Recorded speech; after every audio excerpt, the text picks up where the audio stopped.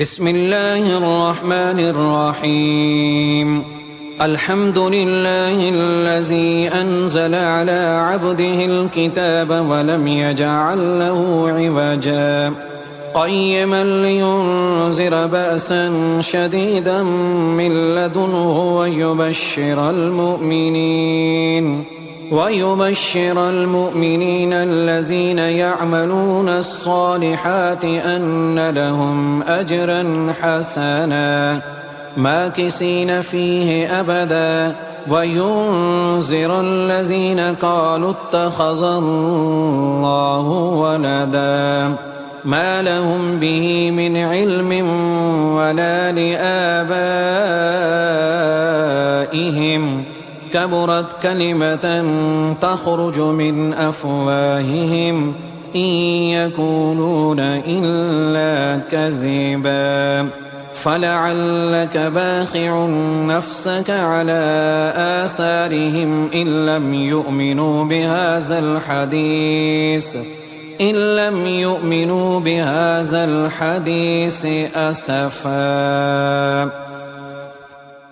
إنا جعلنا ما على الأرض زينة لها لنبلوهم أيهم أحسن عملا وإنا لجاعلون ما عليها سعيدا جرزا. أم حسبت أن أصحاب الكهف والرقيم كانوا من آياتنا عجبا إذ أوى الفتية إلى الكهف فقالوا ربنا آتنا من لدنك رحمة وهيئ لنا من أمرنا رشدا. فضربنا على آذانهم في الكهف سنين عددا ثم بعثناهم لنعلم أي الحزبين أحصى لما لبثوا أمدا. نحن نقص عليك نبأهم بالحق إنهم فتية آمنوا بربهم وزدناهم هدى وربطنا على قلوبهم إذ قاموا فقالوا ربنا رب السماوات والأرض لن ندعو من دونه إلها لقد قلنا إذا شططا. هؤلاء قومنا اتخذوا من دونه آلهة لولا يأتون عليهم بسلطان بين فمن أظلم ممن افترى على الله كذبا. وإذ اعتزلتموهم وما يعبدون إلا الله فاووا إلى الكهف ينشر لكم ربكم من رحمته ويهيئ لكم من أمركم مرفقا. وترى الشمس إذا طلعت تزاور عن كهفهم ذات اليمين وإذا غربت تقرضهم ذات الشمال وهم في فجوة منه ذلك من آيات الله. من يهد الله فهو المهتد ومن يضلل فلن تجد له وليا مرشدا. وتحسبهم أيقاظا وهم رقود ونقلبهم ذات اليمين وذات الشمال وكلبهم باسط ذراعيه بالوصيد لو اطلعت عليهم لوليت منهم فرارا ولملئت منهم رعبا. وكذلك بعثناهم ليتساءلوا بينهم قال قائل منهم كم لبثتم قالوا لبثنا يوما أو بعد يوم قالوا ربكم أعلم بما لبثتم فابعثوا أحدكم بورقكم هذه إلى المدينة فلينظر أيها أزكى طعاما فليأتكم برزق منه وليتلطف ولا يشعرن بكم أحدا إنهم إن يظهروا عليكم يرجموكم أو يعيدوكم في ملتهم ولن تفلحوا إذا أبدا وكذلك أعصرنا عليهم ليعلموا أن وعد الله حق وأن الساعة لا ريب فيها إذ يتنازعون بينهم أمرهم فقالوا بنوا عليهم بنيانا ربهم أعلم بهم قال الذين غلبوا على أمرهم لنتخذن عليهم مسجدا سيقولون ثلاثة رابعهم كلبهم ويقولون خمسة سادسهم كلبهم رجما بالغيب ويقولون سبعة وثامنهم كلبهم قل ربي أعلم بعدتهم ما يعلمهم إلا قليل فلا تمار فيهم إلا مراء ظاهرا ولا تستفت فيهم منهم أحدا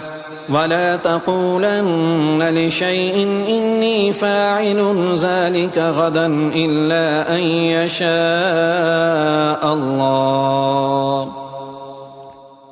واذكر ربك إذا نسيت وقل عسى أن يهديني ربي لأقرب من هذا رشدا ولبثوا في كهفهم 300 سنين وازدادوا 9 قل الله أعلم بما لبثوا له غيب السماوات والأرض أبصر به وأسمع ما لهم من دونه من ولي ولا يشرك في حكمه أحدا واتل ما أوحي إليك من كتاب ربك لا مبدل لكلماته ولن تجد من دونه ملتحدا واصبر نفسك مع الذين يدعون ربهم بالغداة والعشي يريدون وجهه ولا تعد عيناك عنهم تريد زينة الحياة الدنيا ولا تطع من أغفلنا قلبه عن ذكرنا واتبع هواه وكان أمره فرطا وقل الحق من ربكم فمن شاء فليؤمن ومن شاء فليكفر إنا أعتدنا للظالمين نارا أحاط بهم سرادقها وإن يستغيثوا يغاثوا بماء كالمهل يشفي الوجوه بئس الشراب وساءت مرتفقا إن الذين آمنوا وأملوا الصالحات إنا لا نضيع أجر من أحسن عملا أولئك لهم جنات عدن تجري من تحتهم الأنهار يحلون فيها من أساور من ذهب ويلبسون ثيابا حزرا من سندس واستبرق متكئين فيها على الأرائك نعم الثواب وحسنت مرتفقا واضرب لهم مثل الرجلين جعلنا لأحدهما جنتين من أعناب وحففناهما بنخل وجعلنا بينهما زرعا كلتا الجنتين آتت أكلها ولم تظلم منه شيئا وفجرنا خلالهما نهرا وكان له ثمر فقال لصاحبه وهو يحاوره أنا أكثر منك مالا وأعز نفرا ودخل جنته وهو ظالم لنفسه قال ما أظن أن تبيد هذه أبدا وما أظن الساعة قائمة ولئن رددت إلى ربي لأجدن خيرا منها منقلبا قال له صاحبه وهو يحاوره أكفرت بالذي خلقك من تراب ثم من نطفة ثم سواك رجلا لكن هو الله ربي ولا أشرك بربي أحدا ولولا إذ دخلت جنتك قلت ما شاء الله لا قوة إلا بالله إن ترني أنا أقل منك مالا وولدا فعسى ربي أن يؤتيني خيرا من جنتك ويرسل عليها حسبانا من السماء فتصبح صعيدا زلقا أو يصبح ماؤها غورا فلن تستطيع له طلبا وأحيط بثمره فأصبح يقلب كفيه على ما أنفق فيها وهي خاوية على أروشها ويقول يا ليتني لم أشرك بربي أحدا ولم تكن له فئة ينصرونه من دون الله وما كان منتصرا هنالك الولاية لله الحق هو خير ثوابا وخير عقبا واضرب لهم مثل الحياة الدنيا كماء إن أنزلناه من السماء فاختلط به نبات الأرض فأصبح هشيما تذروه الرياح وكان الله على كل شيء مقتدرا المال والبنون زينة الحياة الدنيا والباقيات الصالحات خير عند ربك ثوابا وخير أملا ويوم نسير الجبال وترى الأرض بارزة وحشرناهم فلم نغادر منهم أحدا وعرضوا على ربك صفا لقد جئتمونا كما خلقناكم أول مرة بل زعمتم أن لن نجعل لكم موعدا ووزع الكتاب فترى المجرمين مشفقين مما فيه ويقولون يا ويلتنا ما لهذا الكتاب لا يغادر صغيرة ولا كبيرة إلا أحصاها ووجدوا ما عملوا حاضرا ولا يظلم ربك أحدا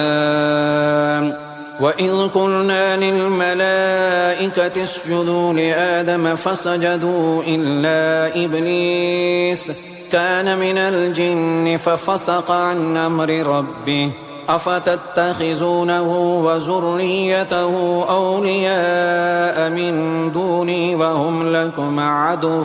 بئس للظالمين بدلا ما أشهدتم خلق السماوات والأرض ولا خلق أنفسهم وما كنت متخذ المضلين عضدا ويوم يقول نادوا شركائي الذين زعمتم فدعوهم فلم يستجيبوا لهم وجعلنا بينهم موبقا ورأى المجرمون النار فظنوا أنهم مواقعوها ولم يجدوا عنها مصرفا ولقد صرفنا في هذا القرآن للناس من كل مثل وكان الإنسان أكثر شيء جدلا وما منع الناس أن يؤمنوا إذ جاءهم الهدى ويستغفروا ربهم إلا أن تأتيهم سنة الأولين أو يأتيهم العذاب قبلا وما نرسل المرسلين إلا مبشرين ومنذرين ويجادل الذين كفروا بالباطل ليدحضوا به الحق واتخذوا آياتي وما أنذروا هزوا ومن أظلم ممن ذكر بآيات ربه فأعرض عنها ونسي ما قدمت يداه إنا جعلنا على قلوبهم أكنة أن يفقهوا وفي آذانهم وقرا وإن تدعهم إلى الهدى فلن يهتدوا إذا أبدا وربك الغفور ذو الرحمة لو يؤاخذهم بما كسبوا لعجل لهم العذاب بل لهم موعد لن يجدوا من دونه موئلا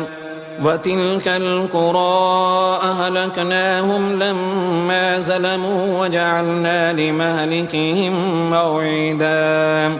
وإذ قال موسى لفتاه لا أبرح حتى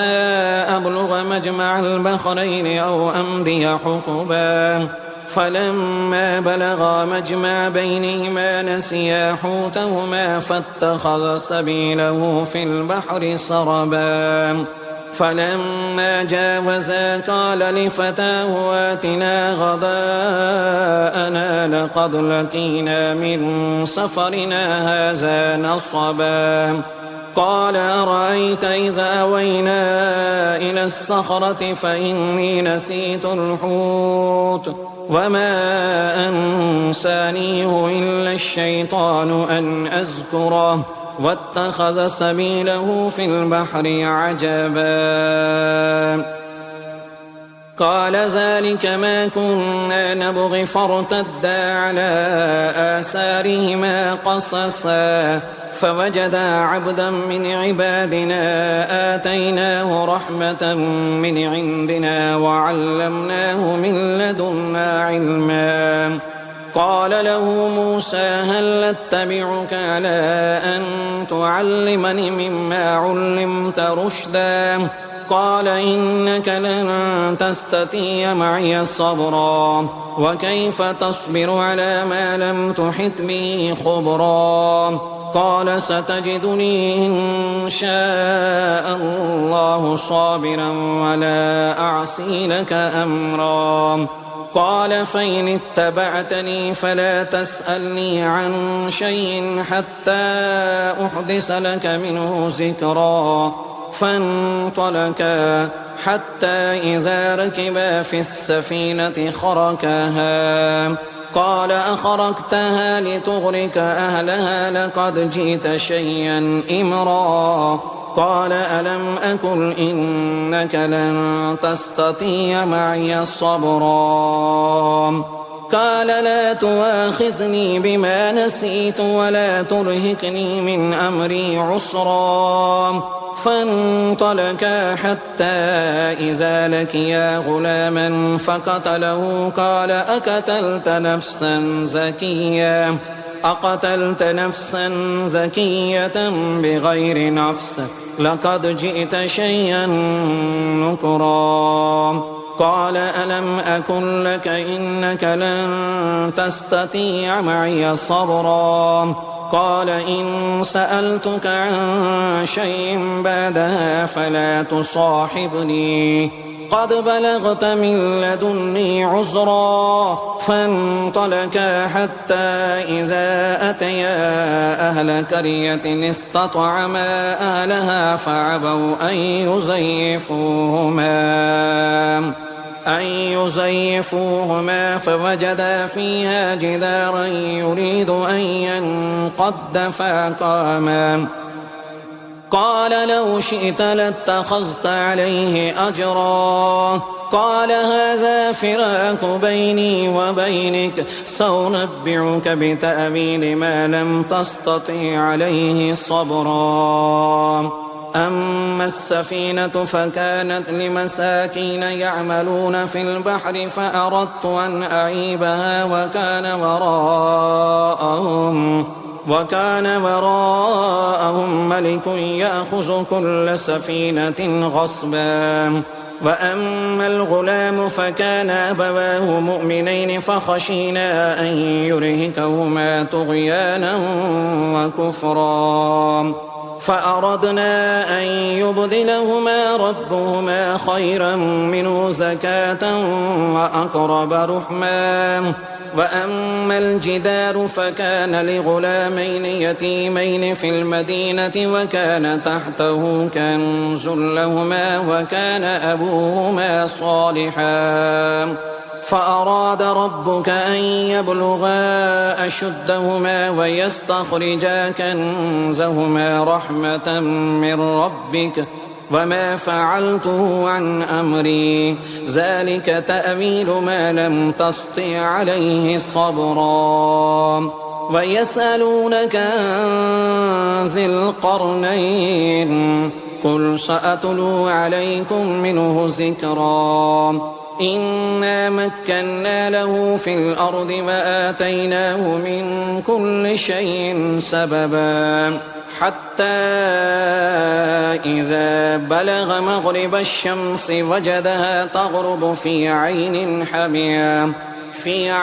حمية ووجد عندها قوما قلنا يا ذا القرنين إما أن تعذب وإما أن تتخذ فيهم حسنا قال أما من ظلم فسوف نعذبه ثم يرد إلى ربه فيعذبه عذابا نكرا وأما من آمن وعمل صالحا فله جزاء الحسنى وسنقول له من أمرنا يسرا ثم أتبع السببا حتى إذا بلغ مطلع الشمس وجدها تطلع على قوم لم نجعل لهم من دونها سترا كذلك وقد أحطنا بما لديه خبرا ثم أتبع سببا حتى إذا بلغ بين الصدين وجد من دونهما قوما لا يكادون يفقهون قولا قالوا يا ذا القرنين إن يأجوج ومأجوج مفسدون في الأرض فهل نجعل لك خرجا على أن تجعل بيننا وبينهم سدا قال ما مكني فيه ربي خير فأعينوني بقوة أجعل بينكم وبينهم ردما آتوني زبر الحديد حتى إذا ساوى بين الصدفين قال انفخوا حتى إذا جعله نارا قال آتوني أفرغ عليه قطرا فما استطاعوا أن يزهروه وما استطاعوا له نكبا قال هذا رحمة من ربي فإذا جاء وعد ربي جعله دكاء وكان وعد ربي حقا وتركنا بعدهم يومئذ يموج في بعد ونفح في الصور فجمعناهم جمعا وأردنا جهنم يومئذ للكافرين عرضا الذين كانت أعينهم في غطاء عن ذكري وكانوا لا يستطيعون سمعا أفحسب الذين كفروا أن يتخذوا عبادي من دوني أولياء إنا أعتدنا جهنم للكافرين نزلا قل هل ننبئكم بالأخسرين أعمالا الذين زل سعيهم في الحياة الدنيا وهم يحسبون أنهم يحسنون صنعا أولئك الذين كفروا بآيات ربهم ولقائه فحبطت أعمالهم فلا نقيم لهم يوم القيامة وزنا ذلك جزاؤهم جهنم بما كفروا واتخذوا آياتي ورسلي هزوا إن الذين آمنوا وعملوا الصالحات كانت لهم جنات الفردوس نزلا خالدين فيها لا يبغون عنها حولا قل لو كان البحر مدادا لكلمات ربي لنفد البحر قبل أن تنفد